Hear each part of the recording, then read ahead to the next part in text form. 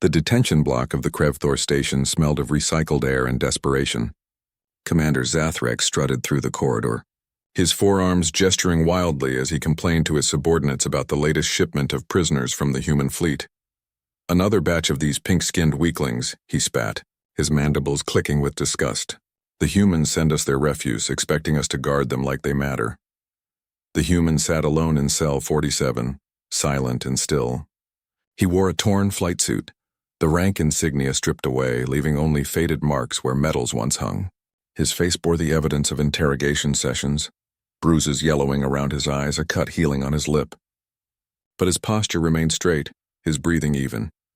Guard Trilix paused outside the cell, his reptilian eyes narrowing. This one hasn't spoken since arrival. 3 days without a word. The interrogators say he won't break. Zathrek laughed, a harsh grating sound. They all break eventually. Humans are famous for their weakness. Soft bodies, soft minds. Their fleet crumbles before our might, yet they pretend to be warriors. The human's eyes flickered toward them briefly before returning to stare at the wall. The movement was subtle, controlled, almost mechanical in its precision. Trilix felt something uncomfortable crawl down his spine, but he pushed it aside. The prisoner was secured behind energy barriers and restraints. There was nothing to fear from a defeated enemy. Should we increase the interrogation schedule? Trilix asked, checking his datapad. Command wants information about human fleet movements. Do whatever you want with him. Zathrek waved dismissively. These prisoners are beneath our concern. The real warriors are dead in space. What we have here are the cowards who surrendered. Throughout the detention block, other prisoners reacted to the guards' taunts. Some shouted back. Others wept. A few slammed their fists against the barriers. But the man in cell 47 remained motionless, silent as stone. Lieutenant Krixal, a younger officer eager to prove himself, approached the cell with 2 guards. Let's see if this one has a voice at all, he sneered. He deactivated the energy barrier and stepped inside. His weapon drawn but pointed downward in a gesture of dominance rather than caution. On your feet. Human scum, Krixal ordered. The prisoner stood slowly, deliberately. His movements were fluid despite the restraints binding his wrists. He stood at attention, his gaze fixed on a point beyond Krixal's head, as if the alien officer didn't exist. Look at me when I address you, Krixal shouted, jabbing the prisoner's shoulder with his weapon. The human's eyes shifted to meet Krixal's, and for a moment, the lieutenant felt something he couldn't name. The human's eyes held no fear, no anger, no desperation. They were calm, calculating, measuring. It was the look of someone observing an experiment, noting results. Krixal hit him across the face, breaking the skin. Blood trickled from the new wound, but the prisoner didn't flinch. He didn't cry out. He simply returned his gaze to that distant point, his jaw set. Pathetic, Krixal muttered, though his voice lacked conviction. He exited the cell quickly, reactivating the barrier. This one's broken already. Probably lost his mind during capture. But Guard Trilix wasn't so sure. He had served in military prisons for 15 cycles, had seen thousands of prisoners. The broken ones babbled or withdrew completely, retreating into themselves. This human was different. He was present, aware, waiting. Days passed in similar fashion. The guards rotated through their shifts, each taking turns mocking the silent prisoner. They threw his meager food rations on the floor, forcing him to eat like an animal. They blasted his cell with sonic disruptions during sleep cycles. They paraded past his cell with other prisoners, making examples of those who resisted. The human endured it all without a word, without a sound. I heard the humans are negotiating surrender terms, one guard gossiped during a shift change. Their fleet is scattered. Their colonies are falling. They're finished. About time, another replied. This war has been boring. Humans talk big, but they fold when real pressure comes. In cell 47, the prisoner performed a series of exercises. Push-ups, squats, controlled breathing. His body was marked with scars and fresh injuries, but he moved with discipline. Each motion was precise, economical.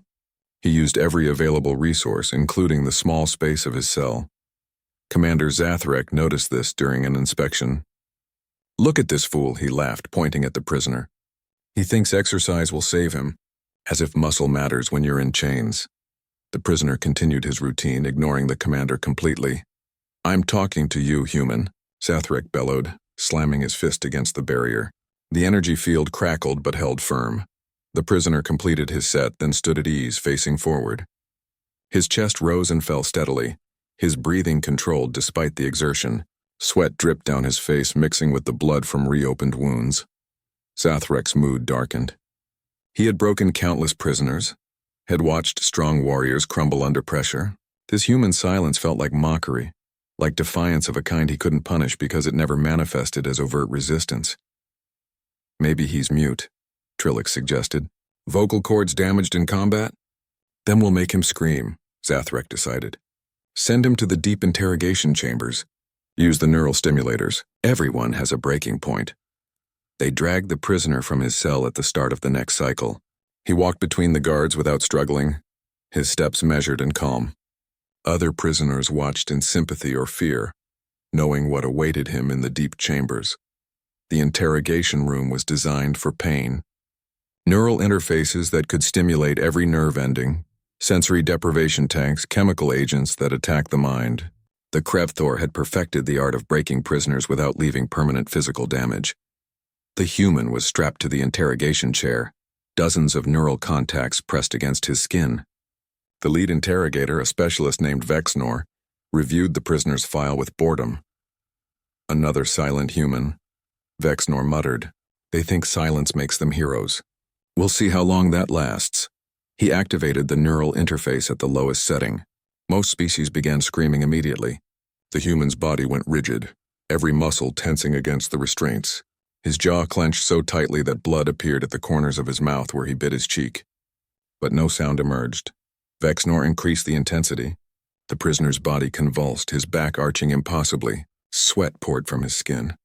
His eyes squeezed shut. Still no scream came. Impossible, Vexnor breathed, checking his equipment. The readings were correct. The pain signals were registering. The human should be begging for mercy, should be unconscious, should be doing anything except remaining silent. After an hour, they removed him from the chair. The prisoner's body trembled with aftershocks, his skin pale and clammy. Guards had to carry him back to his cell, his legs unable to support him. They dumped him on the floor and reactivated the barrier. Trilix watched from the corridor as the human slowly, painfully, crawled to the corner of his cell. It took him nearly 10 minutes to prop himself against the wall into a sitting position. His hands shook uncontrollably. His breathing came in short, sharp gasps, but his eyes remained clear, focused, aware, and he never made a sound. Recovery took 3 days. The prisoner in cell 47 remained in his corner, moving only when necessary. The neural stimulation had damaged more than just his nerves. It had attacked his basic motor functions, leaving him weak and uncoordinated. The guards found this amusing. They placed his food just beyond easy reach, forcing him to crawl across the cell floor to get it. They watched as his hands shook too badly to lift the water container, spilling precious liquid across the metal floor. "Not so proud now, are you?" Lieutenant Crixell mocked, crouching outside the barrier. "Where's that human superiority you're all so famous for?" The prisoner managed to drink, his movements slow but determined. He ate every scrap of food, even the pieces that had fallen on the dirty floor. His body needed fuel to heal, and pride was a luxury he couldn't afford. By the 4th day, he was standing again. By the 5th, he resumed his exercise routine, though his movements were slower, more careful. The guards shook their heads in disbelief. "He's either incredibly stupid or incredibly stubborn," Trilix observed to his replacement during shift change. "I can't decide which. Does it matter?" The other guard replied. "He's just another prisoner, another number in the system." But Trilix continued to watch. Something about this human bothered him, like an itch he couldn't scratch. The prisoner's silence wasn't the silence of defeat. It was disciplined, purposeful, as if he was conserving energy for something important. Commander Zathrek received a communication from Station Command during his morning briefing. The message was brief but concerning. Several high-ranking human officers were unaccounted for following recent fleet engagements. Intelligence suggested some might have been captured rather than killed. "Run identification scans on all human prisoners," Zathrek ordered. "Full biometric analysis. I want to know if we're sitting on anyone valuable." The scans took 2 days to process. The Krevthor had captured over 300 humans in the past month, and their database of human military personnel was incomplete. Many files had been corrupted or destroyed during the fighting. Meanwhile, tension on the station increased. Rumors spread that human forces were regrouping, that the war wasn't as one-sided as the Krevthor command claimed. Supply ships arrived late or not at all. Patrols reported unusual sensor readings in nearby sectors. The guards took out their nervousness on the prisoners. Beatings became more frequent, rations were reduced, and interrogation sessions intensified. The detention block echoed with screams and pleas. Except from cell 47, the prisoner there maintained his routine. Exercise, rest, observation. He watched everything, his eyes tracking guard patterns, shift changes, equipment malfunctions.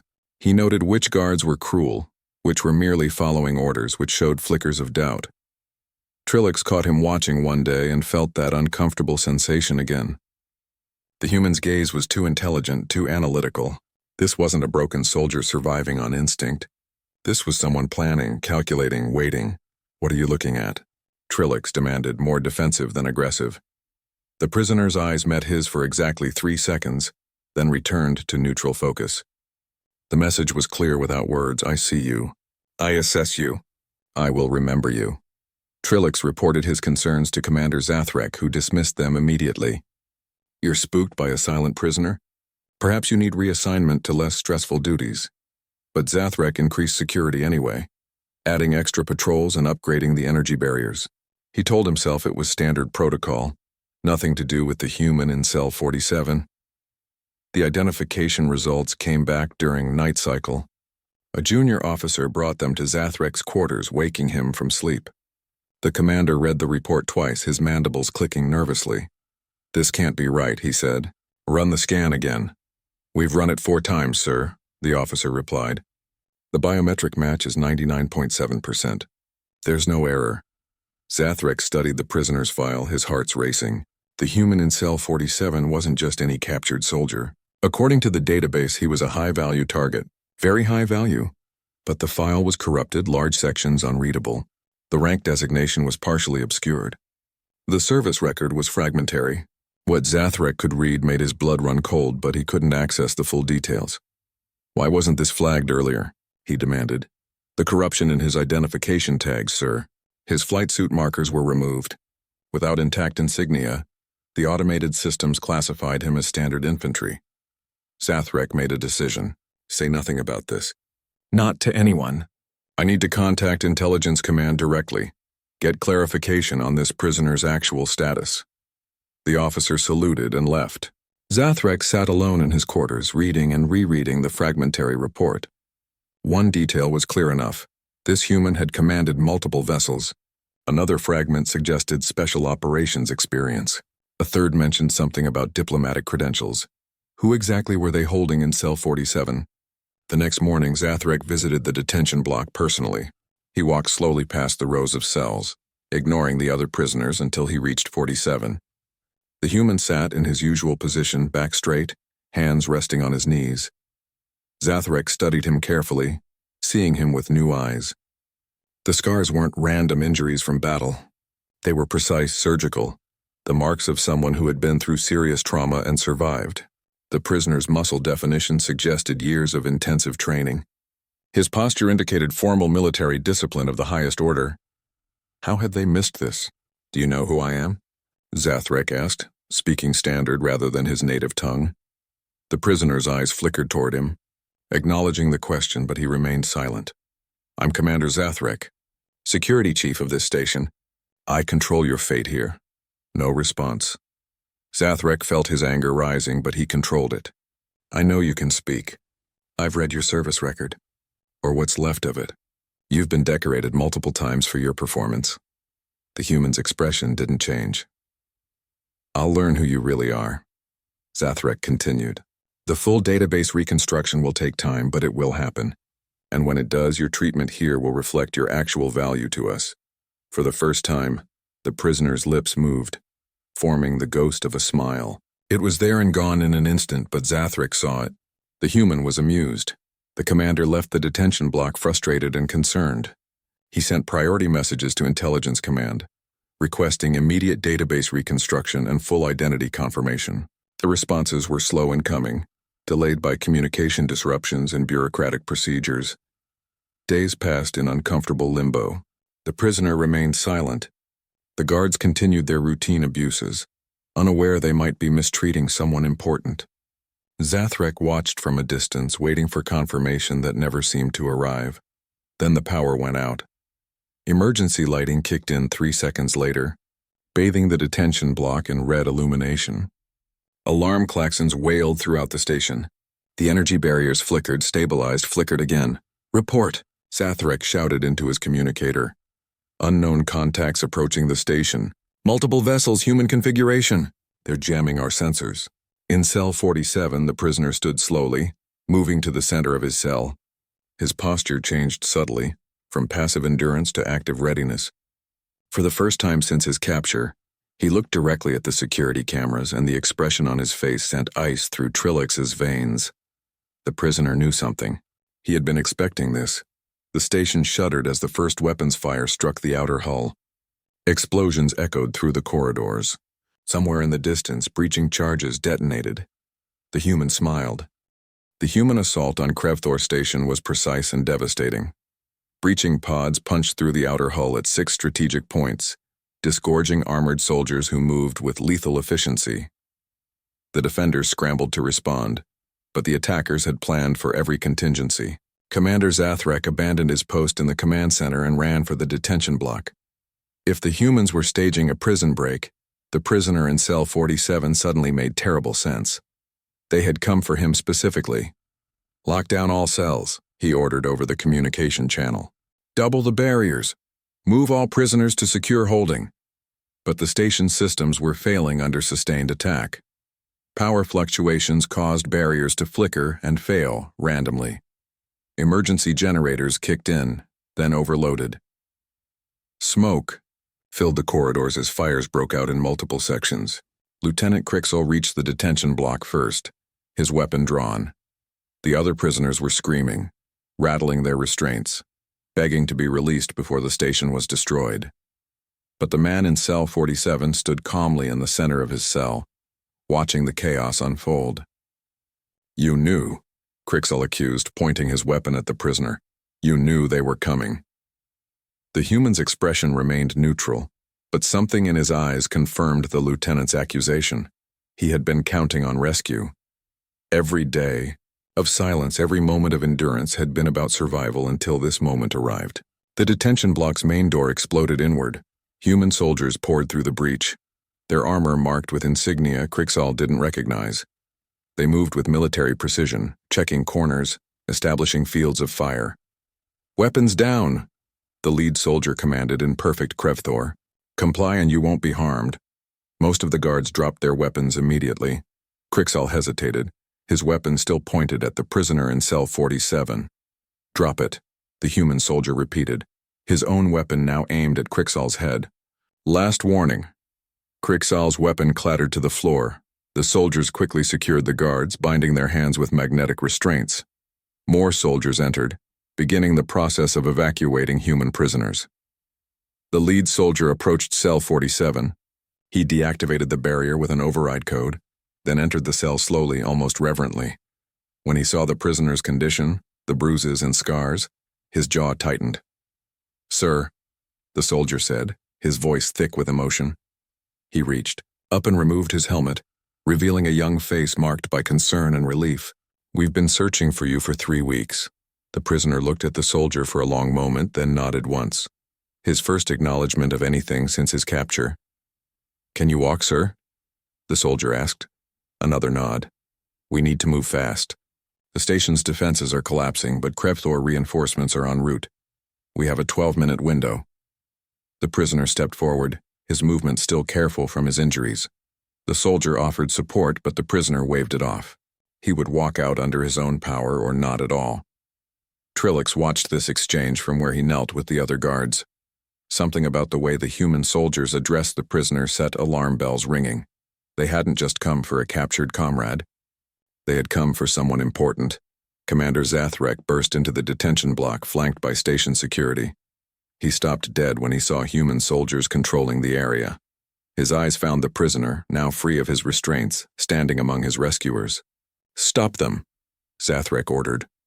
The human soldiers raised their weapons in response. The standoff lasted 3 seconds before Zathrek's own security detail grabbed their commander and pulled him back. They were outnumbered and outgunned. Heroics would only get them killed. "Who is he?" Zathrek demanded, staring at the prisoner. "Tell me who he is." The lead human soldier smiled coldly. "You had him for 2 weeks and never figured it out? Your intelligence network is worse than we thought." "I know he's someone important," Zathrek pressed. "The database fragments indicated high rank, but the files were corrupted. Tell me." The prisoner turned to face Zathrek directly. For 2 weeks, he had avoided acknowledging the commander's existence. Now he looked him in the eye with an intensity that made Zathrek step backward involuntarily. "Sir, we really need to go," the lead soldier urged. But the prisoner raised one hand, gesturing for patience. He continued to stare at Zathrek, and slowly, deliberately, he spoke his first words since capture. "You should have checked the database more carefully, Commander." His voice was rough from disuse, but clear and authoritative. It carried the weight of someone accustomed to being obeyed without question. Zathrek felt his blood run cold. "What's your rank? What's your designation?" The prisoner didn't answer. He simply turned and walked toward the exit, the soldiers forming a protective detail around him. Other freed human prisoners followed, moving quickly toward the breaching pods. "Wait!" Zathrek shouted, struggling against his own security detail. "I order you to identify yourself." One of the human soldiers laughed. "You order? Commander, you don't have the authority to order him to do anything.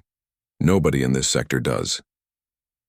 The evacuation proceeded with military efficiency. The human strike team had practiced this operation dozens of times. They moved through the station, gathering their personnel, planting demolition charges on critical systems to prevent pursuit. The prisoner walked steadily despite his injuries, refusing assistance. Other freed captives stared at him with recognition and relief. Some tried to approach, but the security detail kept them at a respectful distance.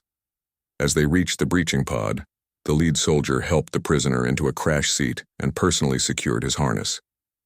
"Medical team standing by on the ship, sir. We'll have you checked out immediately." The prisoner nodded, then closed his eyes.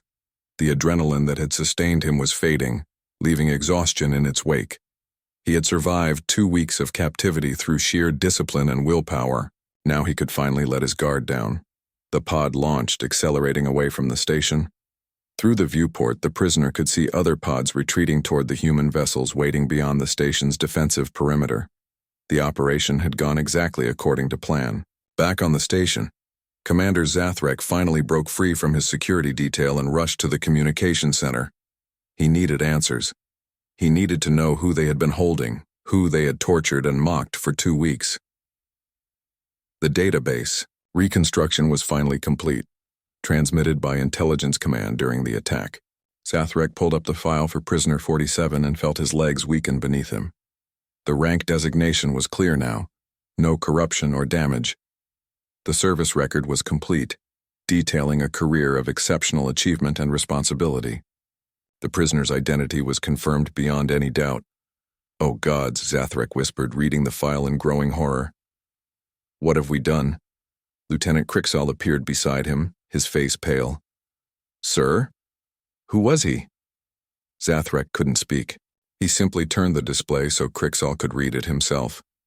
The lieutenant's reaction mirrored his commander's shock and fear. The man in cell 47, the prisoner they had mocked and beaten and tortured, wasn't just a soldier. He wasn't even just an officer. Trillix joined them, reading over their shoulders. His reptilian face went pale. "That's impossible. Someone of that rank, that position, wouldn't be in a standard fighter during combat operations." "Unless the mission was critical enough," Zathrek said quietly. "Unless he was the only one qualified to fly it." The file included combat records, diplomatic credentials, security clearances that made Zathrek's own rank look like a junior cadet. This man had commanded entire fleets, had negotiated treaties, had access to the highest levels of human military and political leadership, and they had thrown his food on the floor.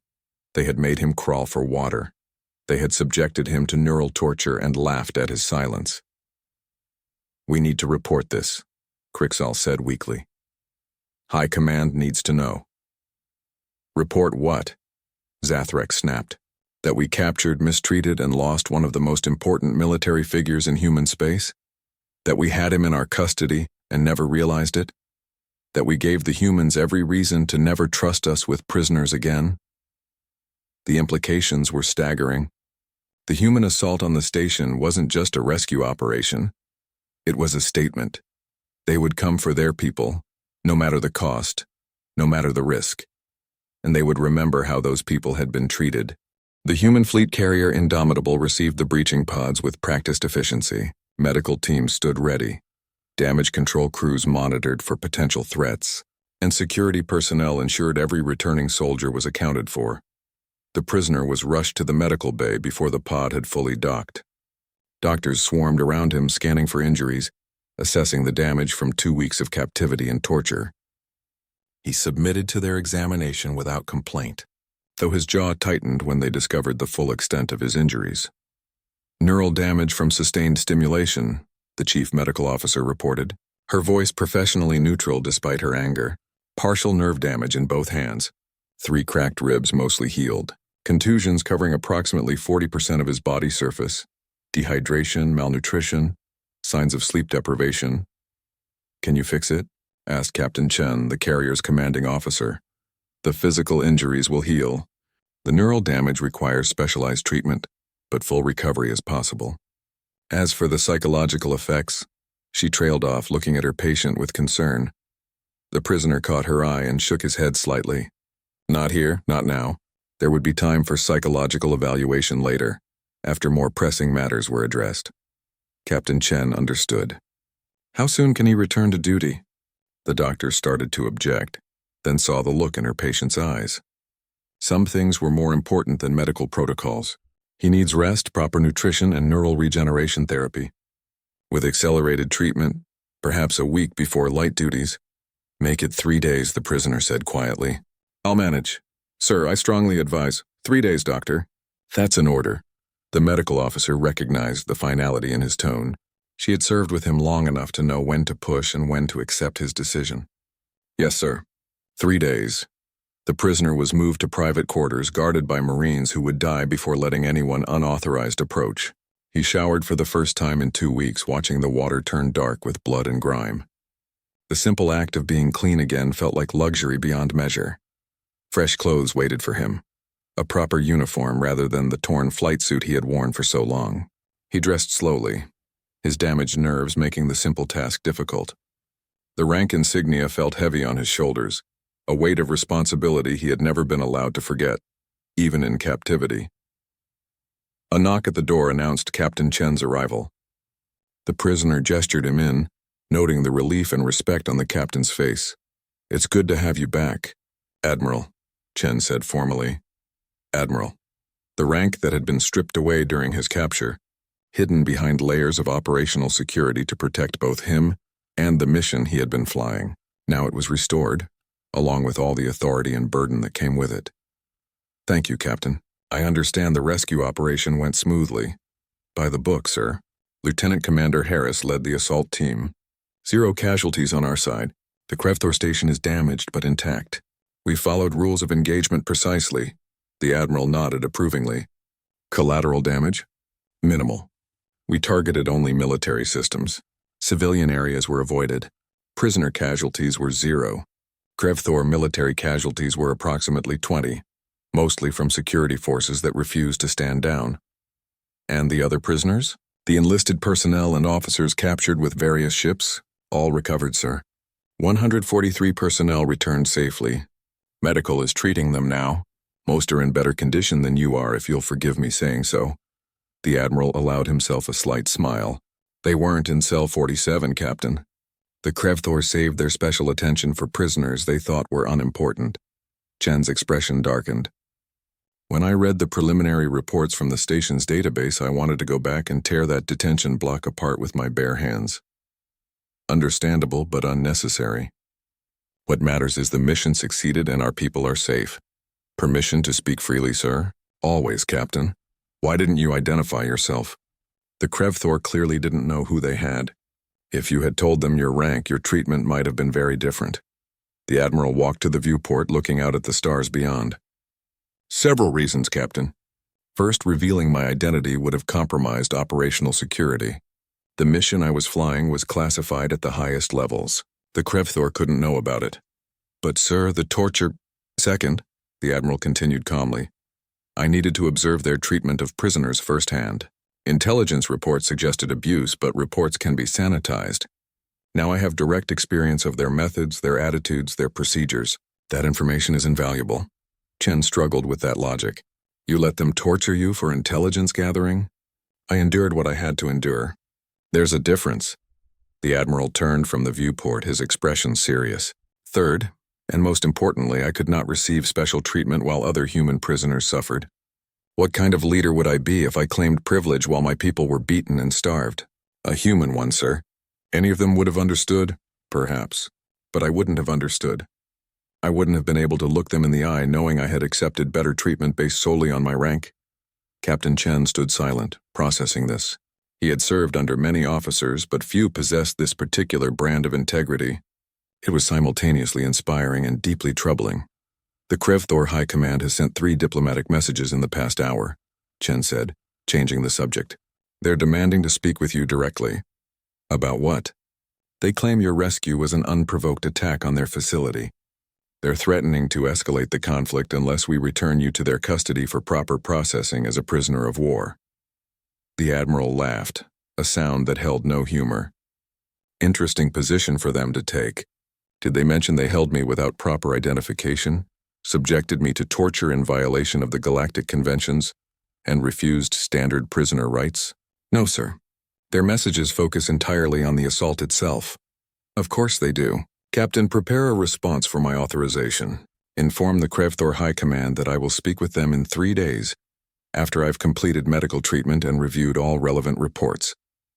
Make sure they understand this timeline is non-negotiable. Yes, sir. Should I include your rank and identity in the response? The Admiral considered this carefully. Yes, it's time they understood exactly who they had in that cell. Perhaps it will encourage more careful treatment of future prisoners. Chen saluted and left to carry out his orders. The Admiral remained at the viewport, his reflection ghostly against the stars. 2 weeks of silence had given him plenty of time to think, to plan, to consider the broader implications of his capture and rescue. The Krevthor thought they were winning this war. Their propaganda claimed human forces were scattered and demoralized. They had celebrated their victory in capturing what they believed was a minor pilot from a destroyed fighter. They had no idea what was coming. In the detention block of Krevthor Station, Commander Zathrek stared at the empty cell 47. The station was in chaos, repairs underway, security protocols being completely rewritten. But he couldn't stop looking at that empty cell. Sir, High Command is demanding a full report, Lieutenant Crixall said nervously. They want to know how we failed to identify a human admiral in our custody. Tell them the truth, Zathrek said hollowly. Tell them his identification was deliberately corrupted. Tell them he never spoke, never revealed himself, never gave us any reason to suspect his true identity. Will they believe that? Probably not. But it's what happened. Zathrek turned away from the cell. What do we know about this admiral? What's his reputation? Crixall consulted his datapad. Intelligence has compiled a preliminary report. Admiral Marcus Steele, age 42 by human years. 24 years of military service. Combat veteran of the Centauri campaign, the Outer Rim conflicts, and the First Contact War.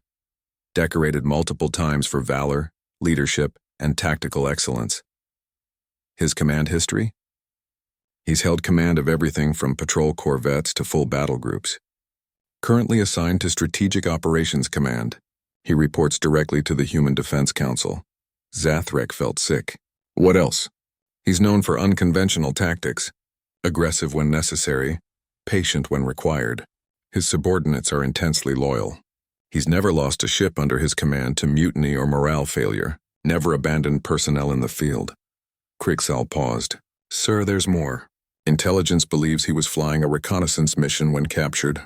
They think he was gathering data on our defense networks personally because the mission was too sensitive to delegate. An admiral flew a solo reconnaissance mission into hostile territory? Apparently. Human command structure allows for operational flexibility at senior levels. If he believed the mission required his personal attention, he had authority to fly it himself. Zathrek walked to the cell and placed his hand against the barrier controls, now deactivated. We had him for 2 weeks. 2 weeks to extract intelligence from someone with direct access to human strategic planning, and we wasted it by treating him like common infantry. Sir, even if we had known, would he have talked? The question hung in the air. Zathrek remembered the Admiral's silence, his refusal to break under neural torture, his absolute discipline. No, he admitted. He wouldn't have talked, but at least we would have understood the value of what we held. News of the Admiral's rescue spread through both human and Krevthor space like wildfire.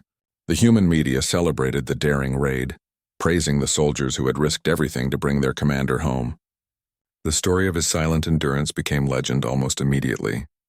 The Krevthor reaction was more complicated. Some factions praised the station's defenders for capturing such a high-value target. Others condemned the failure to recognize who they had imprisoned. Still others worried about the implications of the human response. If humans would launch a major military operation to rescue a single officer, what would they do to protect their civilian populations? Their colonies? Their homeworld? On the Indomitable, Admiral Steele began the slow process of recovery. Physical therapy helped restore function to his damaged nerves. Proper nutrition rebuilt his strength. Sleep, though troubled by memories of captivity, gradually became more restful. But the work couldn't wait. Even from his recovery bed, the Admiral reviewed reports, analyzed intelligence, and planned the next phase of operations. Captain Chen brought him updates 3 times daily, along with increasingly frantic messages from Krevthor High Command. They're offering to negotiate a prisoner exchange, Chen reported on the second day. They claimed the attack on their station violated ceasefire protocols. There was no ceasefire, the Admiral noted. Hostilities were ongoing. We simply executed a legitimate military operation to recover our personnel. They're also claiming you destroyed classified Krevthor military data during your escape. The Admiral raised an eyebrow. Did we? Chen smiled slightly. Lieutenant Commander Harris reports that several Krevthor computer systems suffered catastrophic failures during the assault. Purely coincidental damage from weapons fire, of course. Of course. Unfortunate for them. They want compensation. They want assurances of no further raids.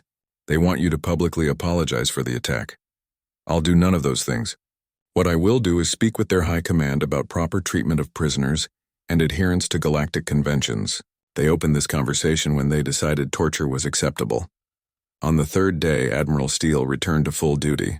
His uniform was crisp, his bearing professional, his expression calm. Only those who looked closely could see the slight tremor in his hands, the carefully controlled movements that compensated for lingering nerve damage. He walked onto the bridge of the Indomitable, and every officer present snapped to attention.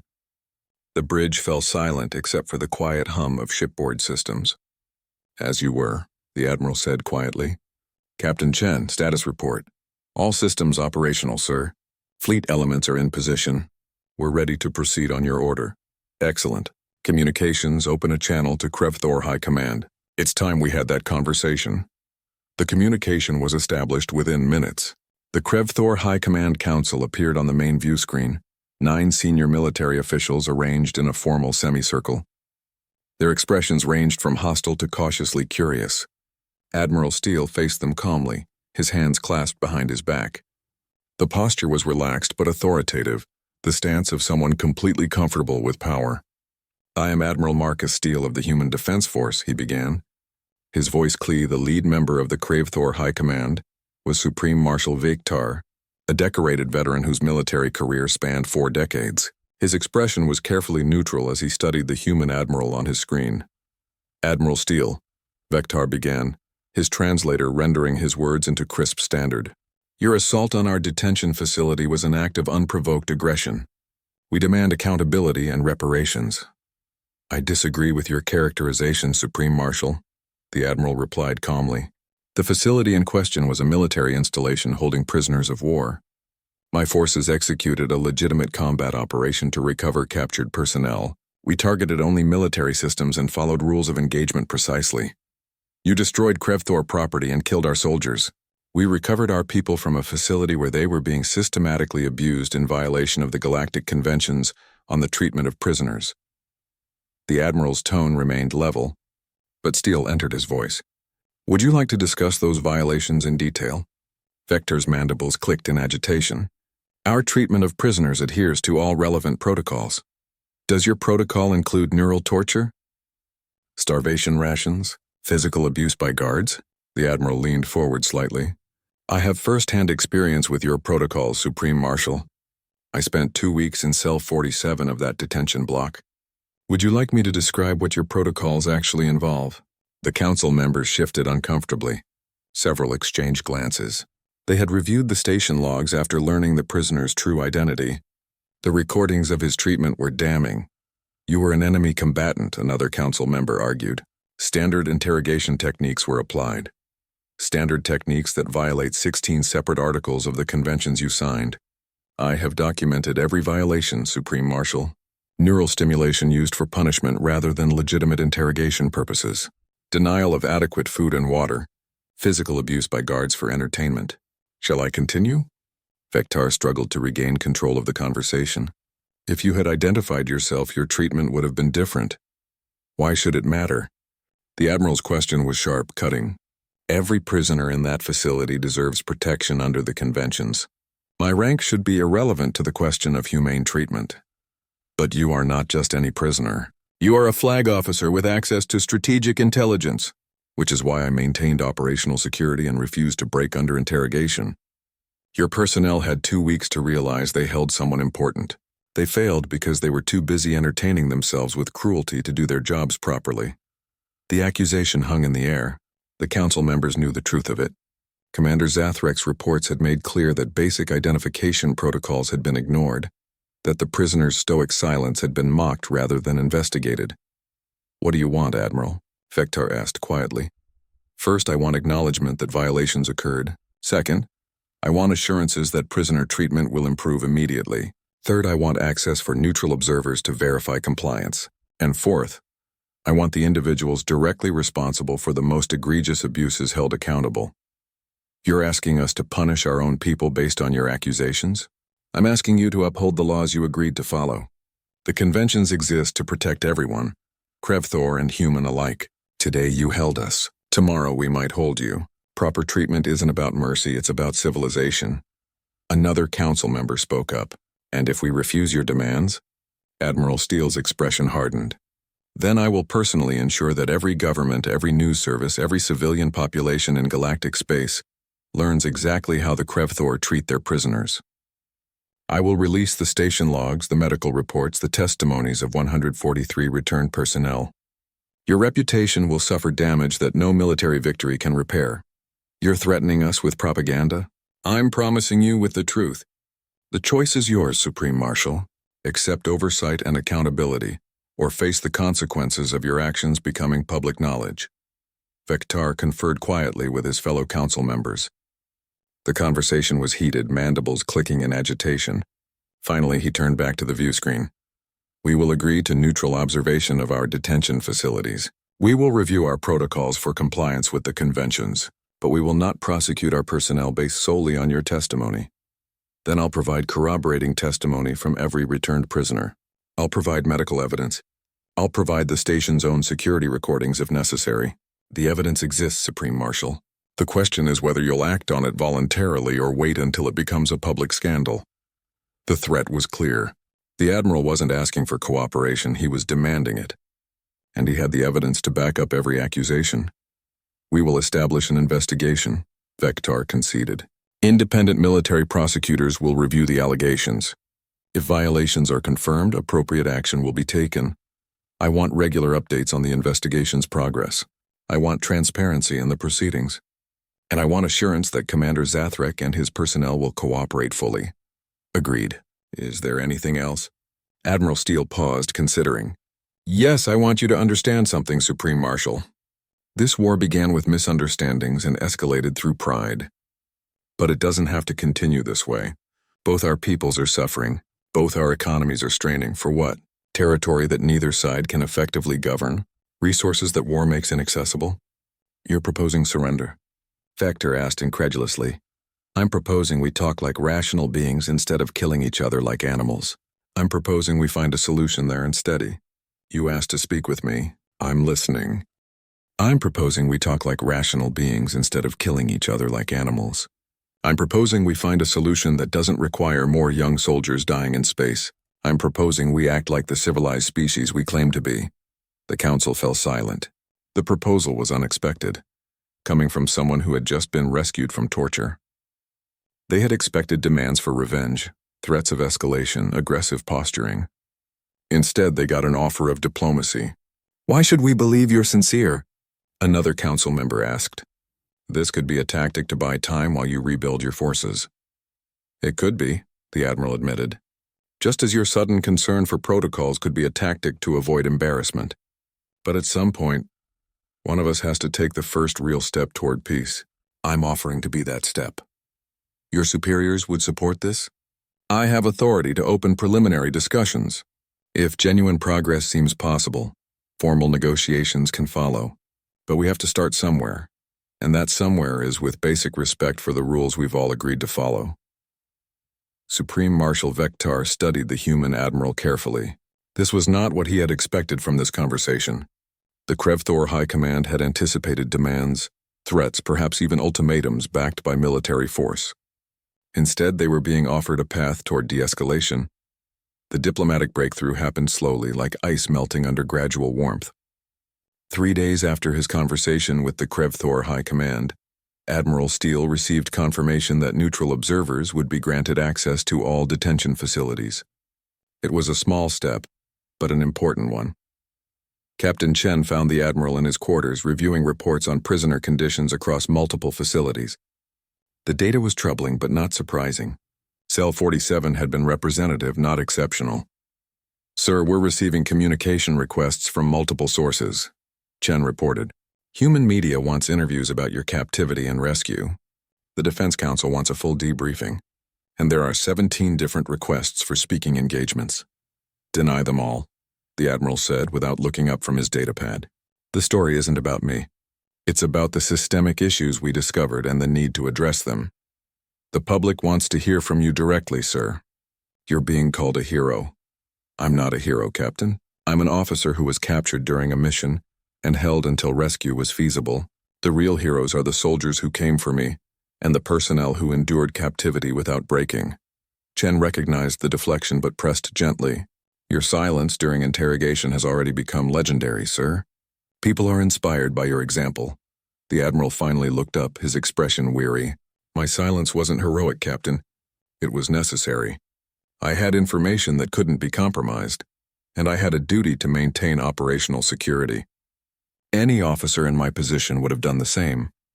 With respect, sir, I don't think that's true. Most officers would have tried to leverage their rank for better treatment. Then most officers would have failed their duty. Rank is a tool, not a shield. It carries responsibility, not privilege. The Admiral set down his datapad.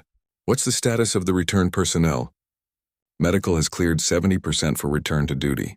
The rest need more recovery time, mostly psychological. None of them are talking to media either, following your example. Good. Their experiences are their own. They shouldn't feel pressure to share them for public consumption. A message notification interrupted them. Chen glanced at his communicator and his expression shifted. Sir, it's from Commander Zathrek. He's requesting a private communication with you. The Admiral considered this. Interesting. Did he provide a reason? Only that it's a personal matter, not official business. Put him through. But record everything. Chen nodded and stepped out, returning moments later. Connection established. Audio only, per his request. The Admiral activated the communication link. This is Admiral Steele. Commander Zathrek, I'm told you wish to speak with me. There was a long pause before the Krevthor commander's voice came through. His standard, heavily accented, but clear. Admiral, thank you for accepting my call. I know you have no reason to grant me any consideration.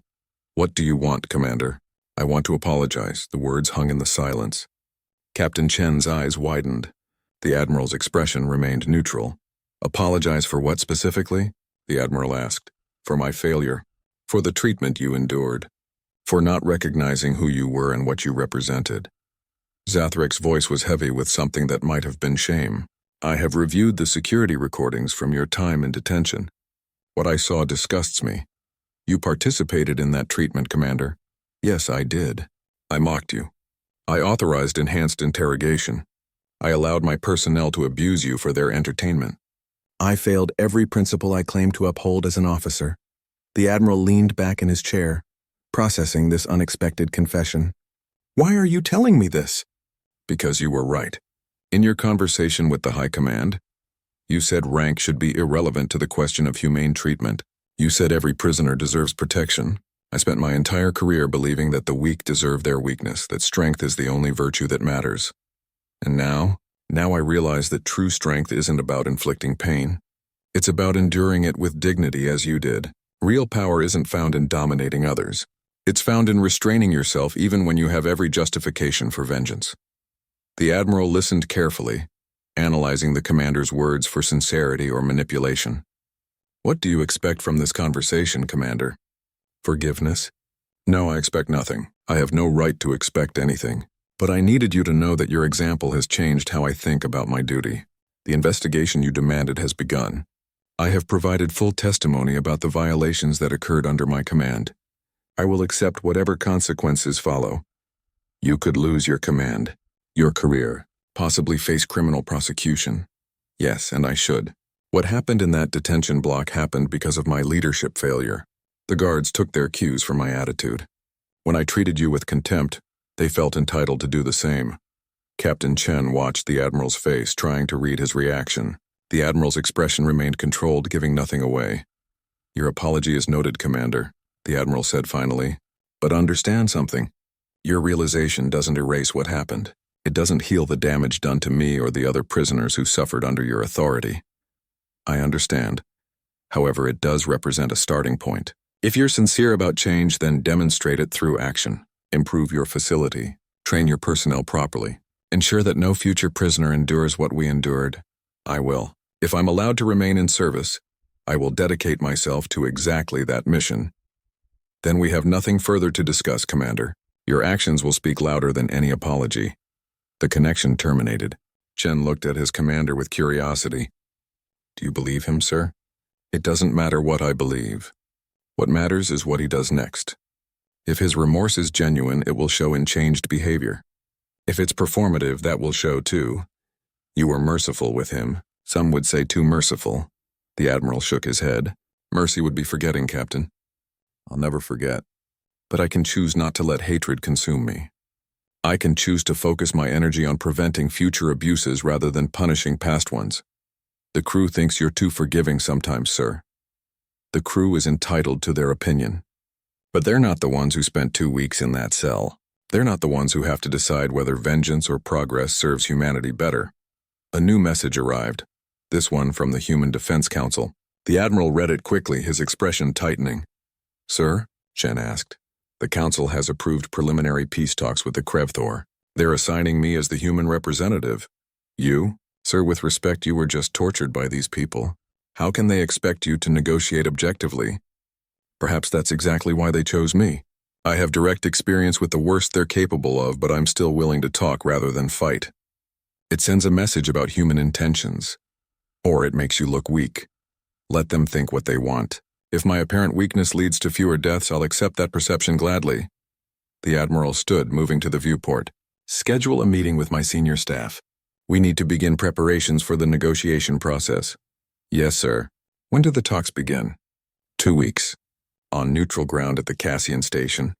The Krevthor are sending Supreme Marshal Vektar and 2 other council members. Chen whistled softly. 3 members of their high command. They're taking this seriously. They should. This war has cost both sides dearly. Resources are depleting. Public support is waning. Young soldiers are dying for objectives that make less sense every day. Both governments need an exit that looks like strength rather than surrender. Can you give them that? The Admiral turned from the viewport, and for a moment, Chen saw the weight his commander carried. The physical injuries were healing, but the psychological burden remained. Cassian Station floated in neutral space, a massive structure built by neither humans nor Krevthor, but by the Confederated Worlds, a coalition of species that maintained strict neutrality in regional conflicts. Its white hull gleamed under the light of the nearby star, a symbol of impartiality in a galaxy increasingly divided by war. Admiral Steele arrived with a small delegation, 2 diplomatic advisors, a security detail, and Captain Chen, who would serve as his military liaison. The Krevthor delegation was already docked on the opposite side of the station, maintaining the careful balance of protocol. The negotiation chamber was designed for exactly this purpose. A circular table dominated the center, with equal seating for both parties. Neutral observers from the Confederated Worlds occupied a separate area, present to witness and verify, but not to participate. Supreme Marshal Vektar entered first, flanked by council members Thexer and Kilvex. They moved with military precision, their posture formal and controlled. When they saw Admiral Steele waiting at the table, already seated, there was a moment of hesitation. The human admiral looked different than he had during their video communication. Healthier, stronger, but with a gravity to his presence that came from experience rather than rank. His uniform was immaculate, his bearing professional, but his eyes carried the weight of recent memory. "Supreme Marshal," the admiral said, standing and offering a slight bow of acknowledgement. "Council members, thank you for agreeing to these talks." Vektar returned the bow more deeply than strictly necessary. "Admiral Steele, thank you for your willingness to negotiate despite your recent experiences." They took their seats, each delegation on their respective side of the table. For a long moment, no one spoke. The weight of history pressed down on the chamber, the accumulated deaths and destruction of months of warfare. The admiral broke the silence. "Gentlemen, we are here because both our peoples are tired. Tired of war, tired of loss, tired of watching resources drain away for objectives that seem increasingly hollow. The question before us is simple. Can we find a path to peace that preserves honor for both sides?" Council member Thexar spoke up, his voice cautious. "Peace implies trust, Admiral. How can there be trust after what has happened?" "Trust must be built, not assumed," the admiral replied. "Small steps, verified progress, demonstrated good faith. Neither of us will achieve perfect trust immediately, but we can establish frameworks that make cooperation possible." "You speak of cooperation with beings who imprisoned and tortured you," Kilvex observed. "How do you reconcile that reality with your current position?" The admiral met his gaze steadily. "I reconcile it by understanding that you are not defined solely by your worst actions, just as I hope we are not defined solely by ours. Both sides have committed acts in this war that we should be ashamed of. The question is whether we continue down that path or choose a different one." Vektar leaned forward. "You believe we are ashamed? You think remorse will solve this conflict? I believe you're practical, Supreme Marshal. I believe you understand that this war is becoming unsustainable for both sides. Krevthor supply lines are overextended. Your economy is shifting entirely to war production, creating shortages in civilian sectors. Your younger generations are beginning to question why they're dying for territory that brings no real benefit." The accuracy of the assessment clearly bothered the Krevthor delegation. These were internal concerns they hadn't expected the humans to understand so clearly. "And humanity faces similar challenges," the admiral continued. "Our colonies are vulnerable. Our fleet is strong but not infinite. Our political leadership faces growing pressure to either escalate dramatically or seek resolution. Neither option is particularly attractive. So we are here because both sides are weak," Thexer said bitterly. "We are here because both sides are smart enough to recognize when fighting no longer serves our interests. That's not weakness, council member. That's wisdom." Captain Chen watched the exchange carefully, impressed by his commander's approach. The admiral wasn't appealing to morality or justice, concepts that might not translate well across species. He was speaking the language of practical strategy, of cost and benefit, of rational calculation. "What do you propose?" Vektar asked. The admiral activated a holographic display above the table. A star map appeared, showing the disputed territories and current military positions. "We propose a phased withdrawal from contested zones, with both sides pulling back to defensible positions. Neutral observers verify compliance at each stage. Any violations halt the process immediately. That returns us to the status quo before the war," Kilvex objected. "We gain nothing for our sacrifices. You gain the end of bleeding resources into a conflict neither side can win decisively. You gain time to rebuild your economy. You gain the lives of soldiers who won't die in future battles. Those are negative gains, avoiding losses rather than achieving victories." The admiral nodded. "Yes, sometimes the best victory is recognizing what you can afford to lose. Both our peoples have lost enough. Vektar studied the star map thoughtfully. And the prison issue? The violations you documented? Addressed through the investigation process already underway. We want transparency, accountability, and improved standards going forward. We're not demanding heads on pikes, Supreme Marshal. We're demanding that both sides honor the agreements we've made about how warfare is conducted. And if we agree to this framework, what assurances do we have that humanity won't simply use the peace to rebuild and attack again? The same assurances we have that you won't do the same, the Admiral replied. Mutual interest in avoiding renewed conflict. Economic incentives to maintain peace. Diplomatic relationships that make communication easier than combat. For 3 hours, they discussed details. Territory boundaries, withdrawal timelines, verification procedures, dispute resolution mechanisms. The conversation was technical, sometimes tense, but always professional. During a break, one of the Admiral's diplomatic advisors approached him quietly. Sir, you're making significant concessions.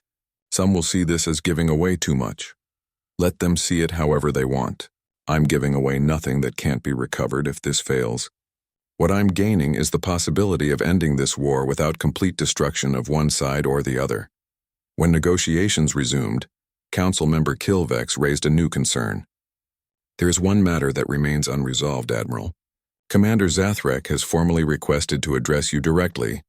As part of the restorative justice process our investigation has initiated. Do you consent to this meeting?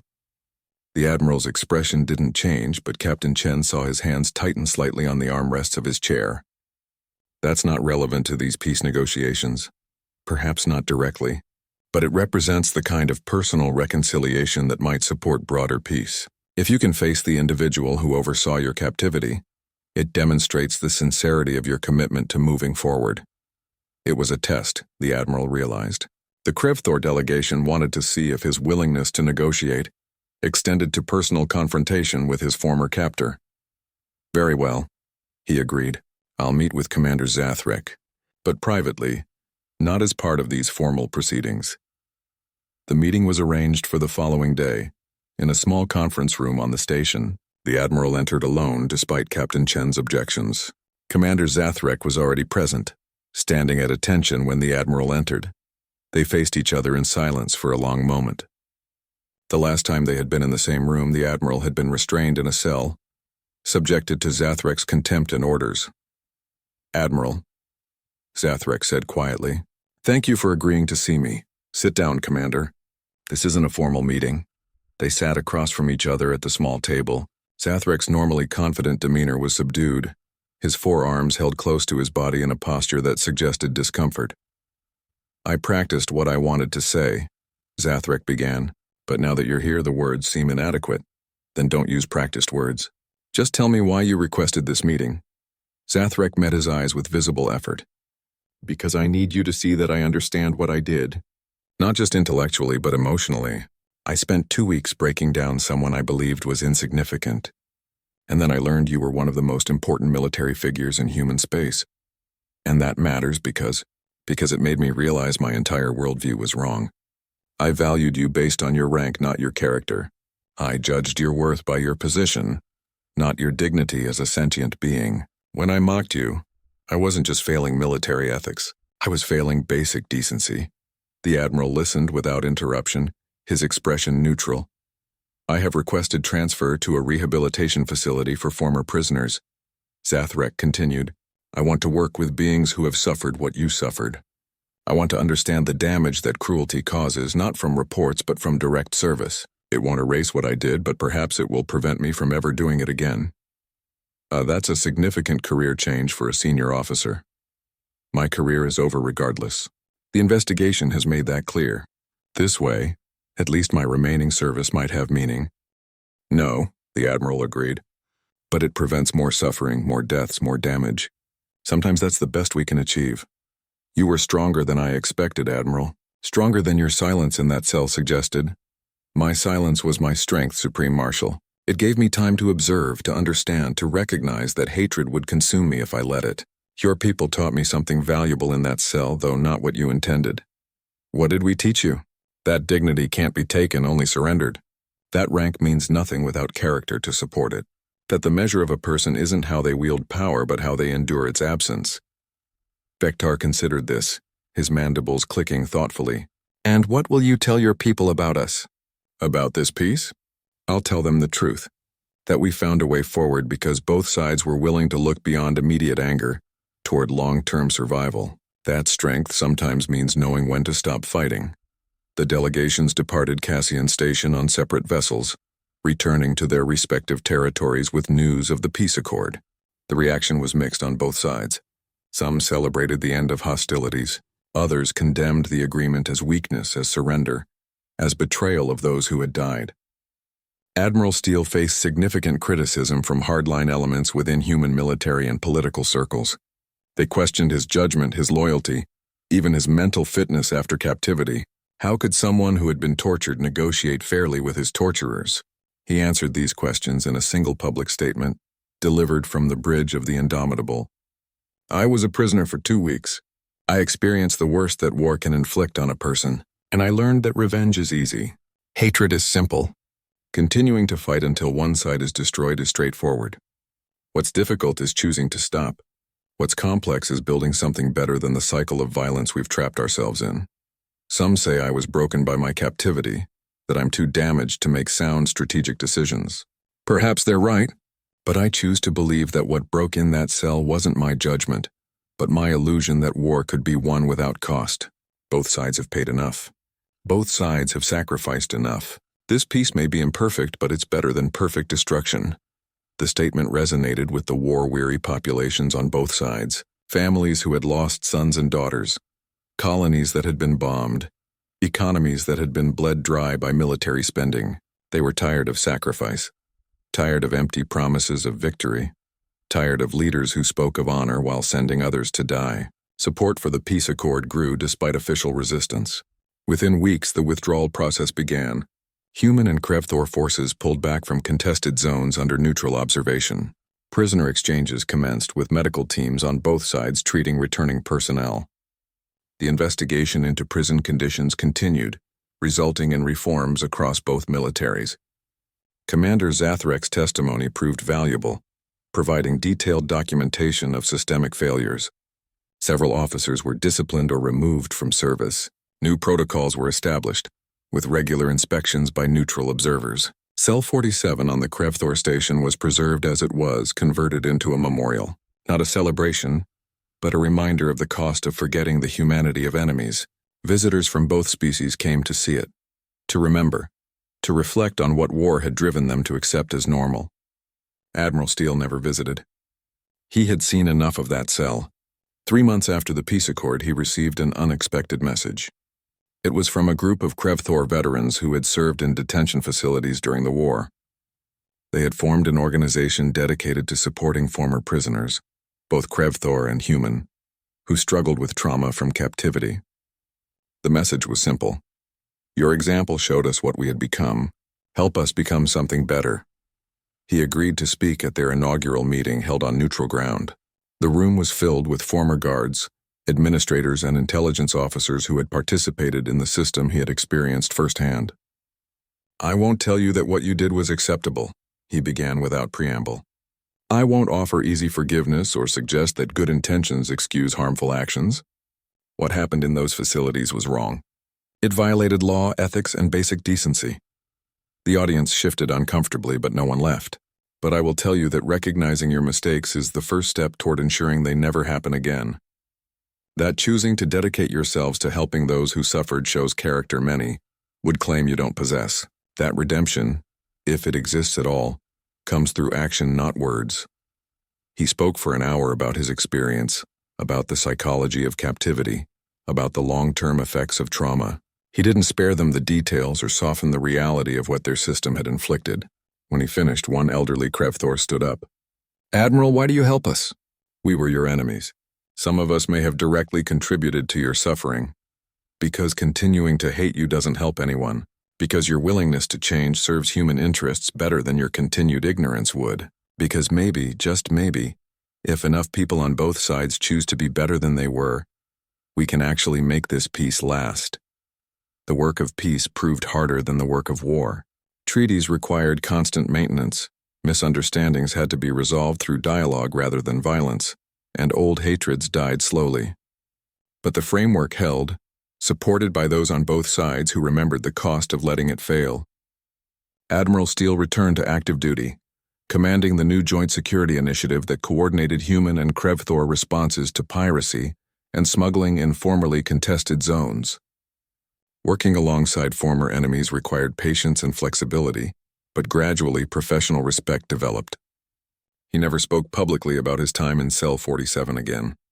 When asked, he simply said that 2 weeks of silence had taught him more about leadership than 20 years of command. Let others interpret that however they wanted. Captain Chen, promoted to admiral and given command of a battle group, visited him 1 year after the peace accord was signed. "I've been thinking about something you said," Chen remarked as they shared a meal in the officers' mess. "About how dignity can't be taken, only surrendered." "Yes? You never surrendered yours, even when you had every reason to." "How did you do it?" Steele was quiet for a moment, considering the question seriously. "I realized early in my captivity that they could control my circumstances, but not my response to those circumstances. They could hurt me, humiliate me, attempt to break me, but whether I remained who I was, that was always my choice. Most people would have broken. Most people don't have 24 years of military discipline to draw on. Most people haven't been trained to compartmentalize, to focus on mission over comfort, to separate their identity from their circumstances.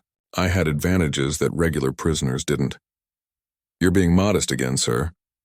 "I'm being accurate. What happened in that cell wasn't about me being special. It was about remembering what mattered.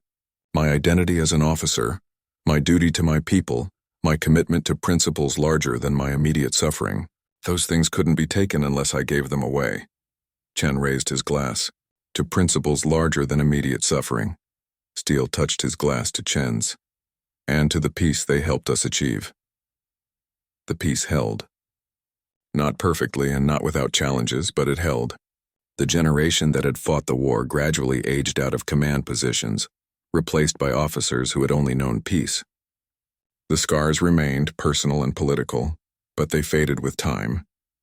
Cell 47 remained a memorial, visited less frequently as years passed, but never forgotten entirely. It stood as a reminder of what could happen when civilized beings forgot their civilization, and what could be rebuilt when they chose to remember. Admiral Steele eventually retired, his career capped by achievements far greater than military victories. He had proven that strength could manifest in silence, that power could be found in restraint, and that sometimes the greatest courage was choosing to stop fighting. He lived quietly in retirement, declining most requests for interviews or appearances. But occasionally he would speak to young officers, both human and Krevthor, about leadership and duty. His message was always the same. Rank is a tool, not a shield. Power is a responsibility, not a privilege. And true strength is measured not by what you can inflict on others, but by what you can endure without losing yourself. Those who had been in Cell 47 with him, even briefly, never forgot. They carried his example forward, teaching the next generation that dignity, discipline, and duty mattered more than rank insignia, or medals, or public recognition. And in the end, perhaps that was his greatest achievement. Not the peace accord, not the reforms, not the military victories, but the simple demonstration that one person's refusal to surrender their principles could change the course of history. The silent prisoner had spoken finally, not with words but with actions. And the galaxy had listened.